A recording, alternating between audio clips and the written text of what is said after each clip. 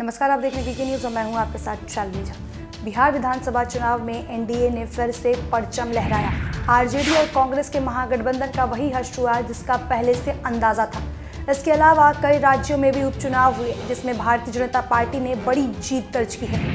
अब बंगाल के विधानसभा चुनाव आने वाले हैं। इन चुनावों की खबर से ही बंगाल में सियासी हलचल तेज हो गई है। तो वहीं इस बीच पश्चिम बंगाल की वर्तमान सरकार के मुख्यमंत्री की बेचैनी बढ़ती हुई दिख रही है। इसके पीछे की वजह है बीजेपी अध्यक्ष और केंद्रीय मंत्री अमित शाह। बता दें कि अमित शाह कुछ दिन पहले 5 नवंबर को 2 दिवसीय दौरे के लिए बंगाल गए थे। वहां उन्होंने चुनाव को लेकर बीजेपी की तैयारी के साथ साथ ममता सरकार पर भी जबरदस्त निशाना साधा था। इसके बाद जैसे ही शाह वापस लौटे वैसे ही बंगाल की राजनीतिक गलियारों में अचानक से हड़बड़ी मच गई है।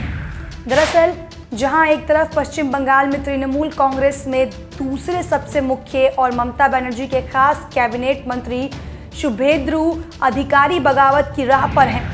नंदीग्राम में एक अलग रैली कर बगावत का बिगुल फूंकने वाले शुभेंदु अधिकारी 11 नवंबर को होने वाली ममता की कैबिनेट बैठक में नहीं पहुंच पाए। वहीं दूसरी तरफ उनके 3 और मंत्री राजीव बंदोपाध्याय, गौतम देव और रविंद्रनाथ घोष भी बैठक में नहीं पहुंचे। ये भी खबर है कि शुभेंदु अधिकारी के तीनों करीबी नेताओं की सुरक्षा भी हटा दी गई है। उधर बीजेपी शुभेंदु को पार्टी ज्वाइन करने का पहले ही ऑफर दे चुकी है। इससे अब ममता बनर्जी की मुश्किलें और ज्यादा बढ़ती हुई नजर आ रही है। शुभेंदु की तरफ से बगावत का पहला कदम पिछले नंदीग्राम में देखने को मिला, जब उन्होंने टीएमसी से अलग रैली कर ममता को खुली चुनौती दी। इस बैठक में ना तो ममता का कोई पोस्टर था, वहीं रैली के आखिरी में वो भारत माता की जय के नारे लगाते भी नजर आए। इससे संकेत मिलने लगे कि वे ममता से अलग होने के मूड में हैं। बताया जा रहा है कि शुभेंदु काफी वक्त से पार्टी से नाराज हैं, लेकिन पहली बार उन्होंने अपनी नाराजगी का सार्वजनिक तौर पर इजहार किया है।